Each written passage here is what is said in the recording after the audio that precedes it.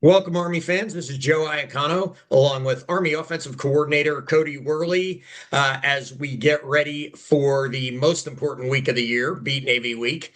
And Cody, first, before we get into Army Navy and your prep for that game, obviously, huge win Saturday. UTSA is a really good football team, and beating them in the Dome is almost impossible. Like, other than Army, nobody seems to be able to do it typically pretty consistently.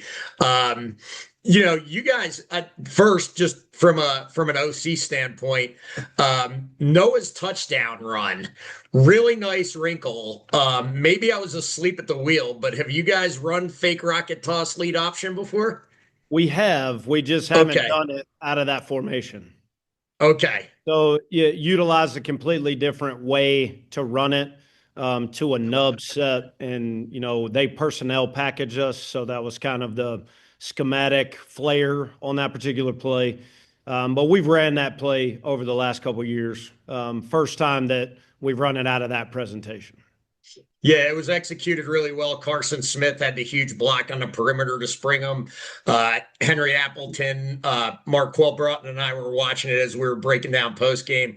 Didn't get a huge block, but he definitely got in the way of the play side linebacker Yep. and kind of sprung Noah there. So that was nice. Yep. And for their overall team speed, for him to run away from them, that was impressive. I mean, it was the most impressive play that he's made, and he's made a lot of them. Right. But I've been watching Army football for 30 years, maybe ish, and don't recall. I could probably count on one hand the amount of times Army guys ran away from the defenders, especially with a team like this that has the speed of UTSA. it was impressive. He hit a different gear around the 50-yard line that I haven't seen, and it was one of the most impressive plays that he's had in his career. That's for sure. Nice. And from talking to our subscribers on GBK, a lot of people were super excited that you got the tight ends involved in the passing game. Big touchdown to Parker Pulaski to win the game. He was open early, I think first drive, he had He the guy was. beat and Kale missed him. So is this something you've been working on for a while or just something you saw in the UTSA game that you wanted to get Parker more involved? So a lot of it had to do with how they defend. They bring in an outside linebacker and take a corner out of the game. And, when you don't utilize the tight end as a passing threat, then you allow them to get away with that.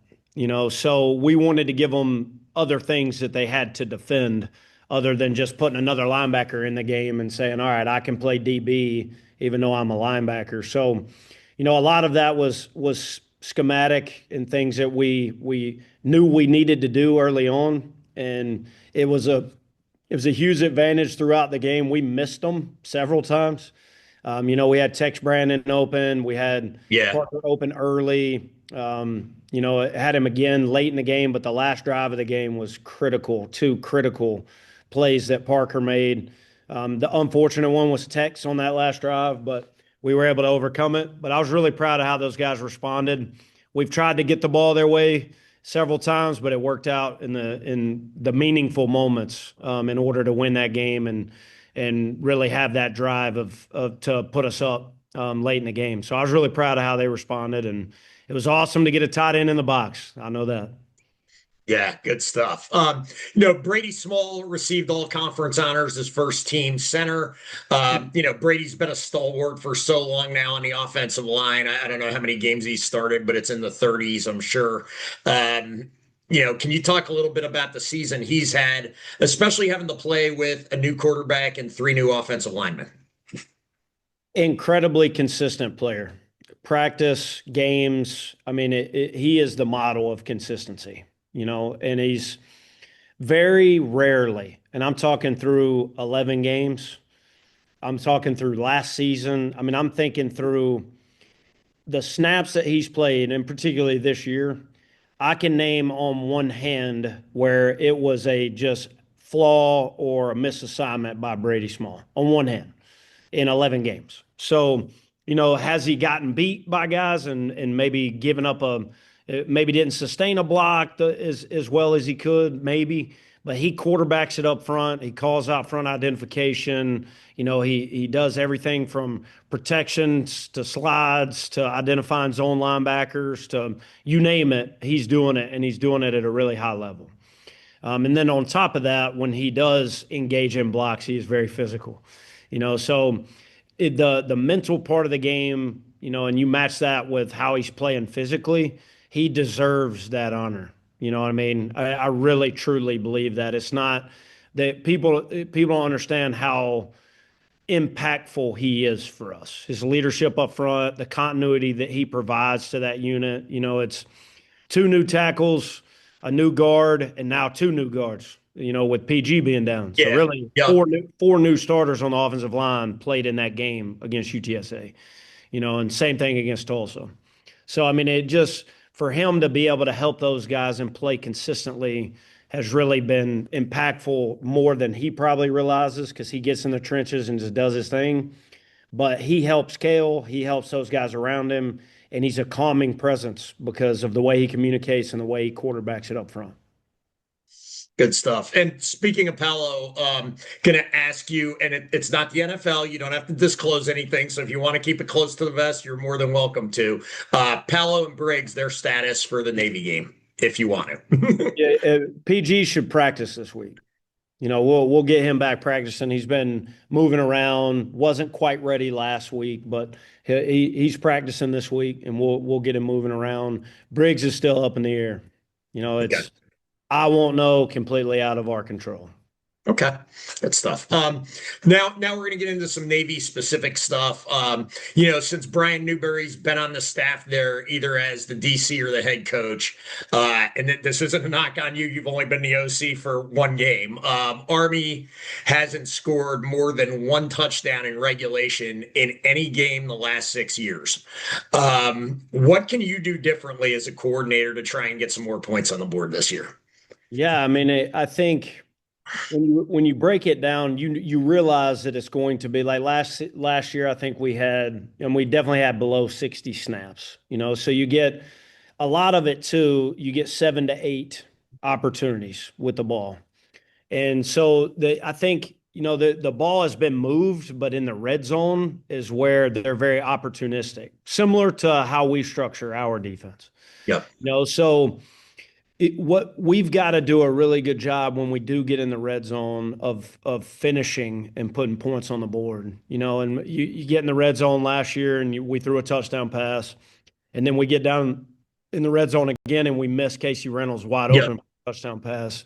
Those are things against this team you cannot do.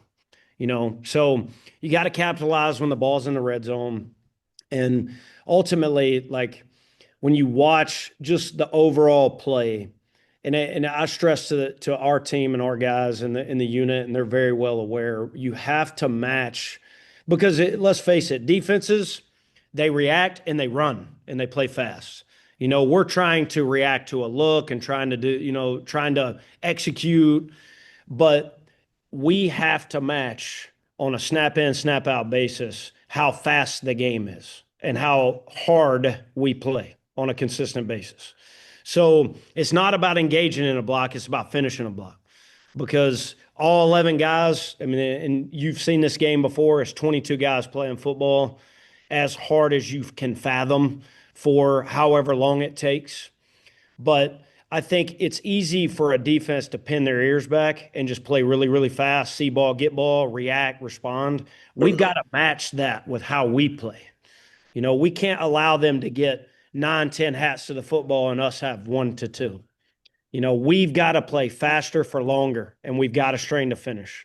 Okay. That's what opens up things because there's times where, you block them, but you don't sustain it, or they get off blocks or they rally to the football, and you have to be able to convert. You got to be able to convert, stay on the field, and you have to be able to score in the red zone because you ain't going to get many opportunities, So a touchdown and 3 field goals, that may be good in terms of, well, we got the ball 7 Right. times. We scored on 4 possessions. That's not good enough. You can't kick field goals. Good stuff. You and Coach Newberry were both on the Kennesaw staff together for a number of years, I think 4 years.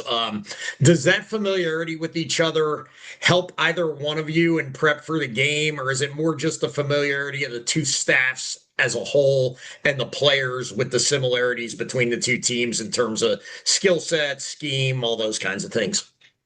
New has been much different. Sorry, Coach Newberry. Coach Newberry has been much. I'll be way more I know who you respectful. meant. Coach Newberry has really evolved a lot since his days at Kennesaw and even his first year at Navy. They've evolved a lot and, worked with PJ Volker, worked with the defensive coordinator, worked with Coach Newberry. Brenton Wimberly was a player on our initial team at Kennesaw State. He coaches on the defensive staff. The strength coach was at Kennesaw State with us. The recruiting coordinator was at Kennesaw State with us. So I mean, the list goes on and on, but I've got a ton of respect for those guys and the job that they do. I do. And, I think they've changed so much schematically that, there's not a lot of carryover back in our days when we worked together. To a certain degree, there is, but they've evolved with their personnel and the things that they do within the confines of the conference and in this game in particular. But, I think it's two academies that play the other academy. So you have an academy game under your belt that both of us, I'm sure, are studying previous years. But I feel like in this game, you chase everything. You're trying to prepare for all right, what did he do back in this when he saw this? And I'm sure they're chasing ghosts too. That's kind of the nature of this game. But ultimately, and I think, they'll admit the same thing. It comes down to how well you can get the overall understanding of your team and your players so they can play fast in this game. Because if they can cut it loose, you got a shot. If they're thinking or they're worried about the emotions or they're worried about, the outcome, or they get lost in the stars of I'm in the Army Navy game, that's where you have breakdowns and faults. So it's got to be simple enough where they can go and execute it and play fast, but it's got to be complex enough that they have other things that they have to defend. So you try to find that fine line, but they'll have wrinkles for us. I know that as well. I have a ton of respect for their defensive staff and how they do business and the guys that they have, and it'll be a tremendous challenge like it always is. With that being said, and the fact that you're just constantly chasing everything and thinking of every scenario, does the staff get much sleep for these 2 weeks? Probably not. No, because it's funny. Like, I think that's football every week, to be honest. Right. For example, last week, the fourth down play to Parker Pulaski, right? We hadn't installed that yet until Wednesday, and so it's one of those wake up in the middle of the night, my son's awake, he's, crying. I go in there and grab him, and, you start thinking about all these scenarios. All right, well, this could happen, whatever. And those type of plays, sometimes they just pop in at the right time. And every coach on staff has those moments, I can assure you. Hey, Cody, I was sleeping last night and I woke up in the middle of the night. We do it all the time. So Right. you try not to take the game home with you, but it can't escape you. That's Yeah. for sure. But the thing for the players is trying to create peace in their preparation. That's how they're able to play fast. If you prepare the right way and you have peace in your preparation, you can go cut it loose. Nice. Navy's nose tackle Landon Robinson won the Defensive Player of the Year in the American Conference this year. He was an absolute problem for you guys last year in the Army Navy game. Is there anything you and Coach Beatty can do to kind of help Brady? I mean, Brady's awesome. It's nothing against Brady. Help Brady out and some of the other interior linemen, and put them in some favorable spots against Robinson and the rest of the Navy D line. Yeah, I think you're always aware of where he is. You know what I mean? And it's against everybody. He shows up. I think the thing that stands out the most, because he's not the biggest guy. He is very gifted athletically. I mean, any D lineman that you can fake a punt to, Right. expect to, and they faked a punt against Memphis, same call, and he would have gotten that one, but they got called for holding. So he's really, really twitchy and athletic. So you always have to keep tabs on where he is. But he's going to make plays. It's just he's a really good football player, and we have to understand where he is. And as many times you get two hats on him, that'd be great. But we got to win one-on-one battles against him when we have our opportunities, which is going to be difficult, but we got to be up for the challenge. It is what it is. Where you can't hide from him. He's going to play. He's going to play every snap probably. And he's deserving of the award. He's a tremendous player, but we got to execute and we got to play with great fundamentals, and we can't allow him to get off blocks and get to the football at the pace that he did last year. We got strained to finish, and we got to find a way. I know that. We got to find a way. Last question for you, Cody. This is Kale's first start in an Army-Navy game, and he's been, as Stuart Scott used to say, as cool as the other side of the pillow in some high-pressure situations. Went into Air Force last week, was another, I think, great example, Kansas State. But this game's different. What is the key to keeping Kale from getting too hyped up about this one? I mean, I think he's even said it. He's like, Coach, it's a big deal. I think I'll probably be more nervous for Kansas State since it was my first start. But he understands this game. He's watched it. He hasn't played in it. He played against Air Force on the road, though, in his first academy game. So I think playing on the road in your first academy game, I think that helps. It really does. But nothing compares to this game. The way you have to take the emotion out of the game is he has to have peace in his preparation. That's it. He's got to understand what we're asking him to do, and you got to let it cut loose and go play. And if he's able to do that, after the first couple plays or the first series or whatever it takes, he's got to settle into the game and let the game come to him. But I mean, you see it, and you've probably heard both sides. I've heard Coach Newberry say this multiple times as well as we do. Sometimes you get in this game and kids just short circuit. It's the nature of the game, and you try to avoid it as much as possible. Saw enough of that during the 14-game losing streak.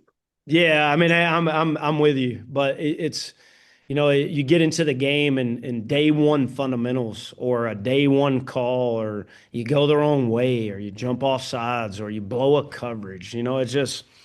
It seems to always take place in this game, and it can't, and I think when your players are really confident in the plan and their ability to do their job, they can just focus on doing their job. They're not focused on the outcome or what ifs or, the emotion of the game. You gotta find a way to just concentrate on doing your job, no matter the outcome of the play before, no matter the process or the outcome on the play after, or the future, what quarter it is. You just got to go play.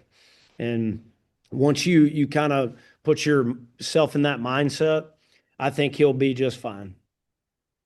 Good stuff. Hey, thanks a ton, Cody. Appreciate your time, and enjoy the rest of your preparation for Navy.